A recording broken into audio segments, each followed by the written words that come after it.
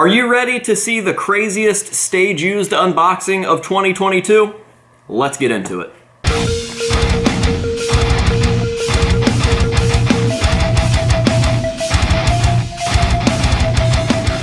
What is going on, ladies and gentlemen? AJ Good here at the House of Masks, where we unbox and review cool stuff almost every single day. And if you're a regular viewer, you're probably wondering why things look different in today's video. Well, we have officially started setting up in the mask room for PaleFest 2022. That is right, October 8th is right around the corner. We are almost a week away from PaleFest, and I couldn't be more excited. Now, so far, we do have the entire collection roped off the same as we did at the open house last year, but I will say that there are going to be some interactive areas in the House of Masks this year. For example, I will have an area with the Gwar collection where you can come take your picture holding and using stage-used Gwar items. You're going to be able to hold a battle axe, you're going to be able to hold a stage-used severed head, and you're going to be able to wear a real odorous mask. I just thought that that would be something cool that you guys would enjoy and potentially a once-in-a-lifetime thing. So, every day we're coming up with more and more cool things for PaleFest, and that is one of them. Regardless, that is why the background looks a little different. I'm working with what I can while also having everything kind of roped off and just getting ready for the big day. Now, with that being said, today we have a very, very special unboxing of some items that you will be able to come and see in person at PaleFest, because I do plan on having these up and displayed by the time that PaleFest rolls around. So let's go ahead and get on into the box. Now, at the beginning of the video, I said, are you ready for what could be the craziest stage-used unboxing of 2022, and I'll tell you why I think this is the craziest. It's not because this is like crazy eye candy or anything like that. It's because this is something that I never ever expected to be unboxing. This is something unlike pretty much anything else in my collection, and I think that this is something that you guys are going to appreciate. So I can't believe that I got this, and without further ado, let's go ahead and jump on into it and see what we've got. I'm going to be extremely careful opening this box up because I don't want to harm anything that's inside. But yeah, I am fucking ready. Oh, there it is. I'm glad that I was careful getting into it because they're right there on the top. So I'm probably going to pull these out and set them off to the side until I figure out exactly which piece is which. And that will help me kind of tell their story a little more as we go. So, going to see, oh, that's super sick. I'm really glad that he included that. I was going to ask him to, and then I totally forgot. So, that is the box. Give me just a second to figure out exactly which piece is which, and then we'll go in the order that I think is the order of importance, I guess. 1 hour later. All right, I've just sorted through everything. Everything is here, and I believe that I have them all in the order that I want to shoot them in. So we will start off with the framed photo to show you guys exactly what we have.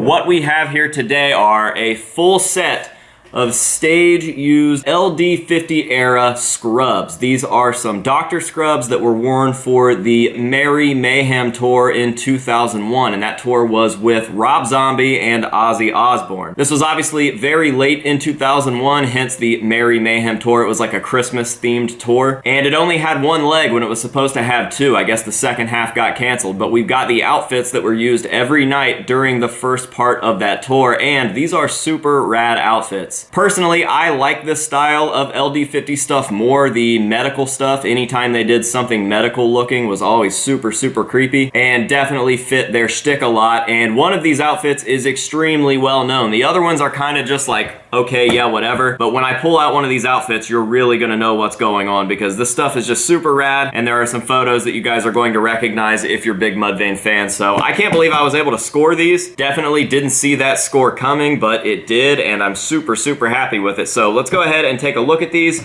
First up, we will do Chad's, since Chad's are the least seen. Obviously, in this photo, he has the scrubs on, but he is wearing his roadkill outfit over them, so you don't get to see Chad's a whole lot. And to be honest, I'm more excited about everybody else's outfits anyways. I'd say Chad is like my least favorite member of Mudvayne, and everybody else in the band is most certainly more of a favorite of mine. So it doesn't bother me too much that he is wearing his a little lesser seen than everybody else's. So here we've got the pants that would accompany his outfit. Nothing crazy to see since he was wearing them under the bunny suit anyways. We've got a plain white tee with some stains from face paint and blood around the neck there.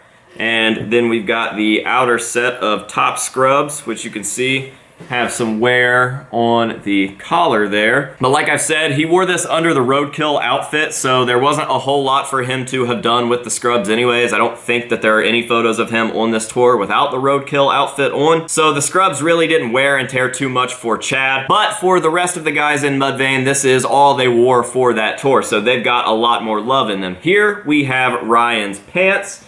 And as you can see, they are almost capris. They were worn pretty loose and then cut there towards the bottom so they weren't so tight. I'm sure that the bottoms of these have like some sort of drawstring.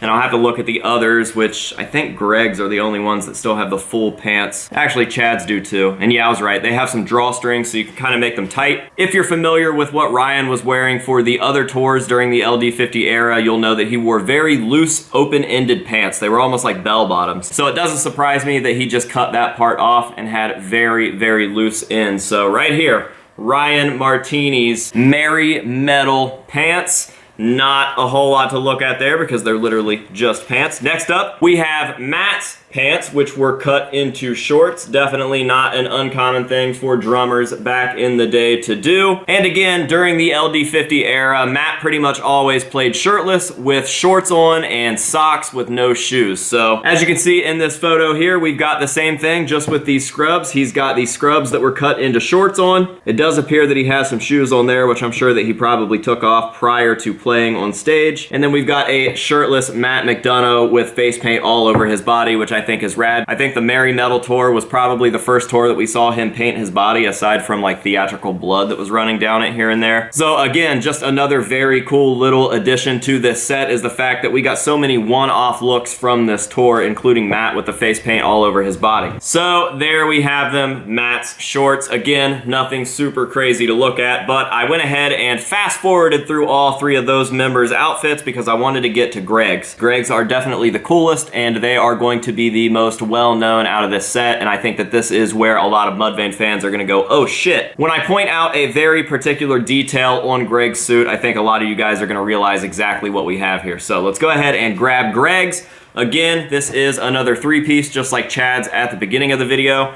We have the full pants here. These are unaltered. They go all the way down to the bottom there. We've got the drawstring right there at the top. And these are a lot more stained than the other guys' jeans, or I guess they're not jeans, they're just scrub pants, whatever you want to call those, but yeah, the pants. We also have a plain white shirt that would have been worn underneath. Now, I don't know if Greg wore this every single time that he played in these, because some of the photos that I see, it doesn't appear that he has an undershirt on, but regardless, this thing definitely has a lot of love on it. There's definitely a lot of left behind residue from face paint and blood on that white tee. And now we have the main piece, the top outer scrub for Greg, the Dr. Fuck Off scrub. This is incredible, dude. I've been looking at photos of Greg wearing this for so long and always thought that that was so rad, and for whatever reason, he wrote Dr. Fuck Off on the scrub right up there over the heart as if he was Dr. Fuck Off or something. I just think that that is the coolest thing ever, and clearly, this one has a lot of love put into it. We've got residue from black face paint, we've got residue from red face paint, and then even on the inside there, if I can flip it inside out so you guys can see that we have yellow, which he was prominently wearing on this tour. He had switched from his main red face paint look to a yellow look, which was pretty similar aside from the color difference. But yeah, dude, the Dr. Fuck Off scrub, how sick is that? So, the reason that I say that this is the craziest Stage Use score of 2022 is not just because it is a crazy Stage Use score, and it's not just because it's from the LD50 era, is because who has Stage Used Mudvayne stuff? You don't ever see that. I don't know any collectors aside from the guy that I bought this from that has Stage Used Mudvayne stuff. We talked about this when I unboxed my real Stage Used Greg face paint palette from this most recent 2022 tour, but it's kind of hard to collect Mudvayne stuff in the same sense that you would Slipknot or Gwar or whatnot because they use face paint. So to be able to bring something like this home, like I now have a piece of true Mudvayne history in my collection. I have a full set of Stage Used outfits from the LD50 era, which I never ever thought that I would say in my life, and here we are. I just think that that's pretty fucking incredible. So I am super happy with this. I have mannequins for all these guys, although I think I'm probably going to display them slightly different than using a full full mannequin for each piece, and I think that that would almost be a waste and definitely a waste of space. So I'm probably going to display Greg's full outfit on a mannequin by itself, and then I will shadow box the rest of these kind of around it in a little Mudvayne corner now that we are legitimately getting into Mudvayne collecting, and that will be that. So I'm gonna go ahead and throw this one on the mannequin. The shadow boxes are obviously not here, and I might not worry about that until after Palefest, but I will at least have this one displayed for Palefest so you guys can take pictures of it, take pictures with it, touch it, I don't know, do whatever you want. You just can't have it. And yeah, a wild score. I've been working on bringing this one home for about a month now, and I am just absolutely over the moon with this. So super rad. Huge shout out to my buddy Dave Carr who sold this to me. Thank you very much, sir. I appreciate you, and this transaction was pretty much flawless. So thank you for working with me, and thank you for getting them here safe and sound. A big thank you to you guys for watching this video. I really hope that you have enjoyed it. If you did, go ahead and leave me a like down below. That lets me know that you are enjoying the content, but it also helps the channel. Now with all of that out of the way, let's go ahead and lay these things out, give you guys some hero shots like we always do at the end of these videos, and we will be out of here. So until next time, this has been AJ Good here at the House of Masks, telling you to say no to drugs and alcohol and yes to Mudvayne scores, and we'll see you guys in the next one.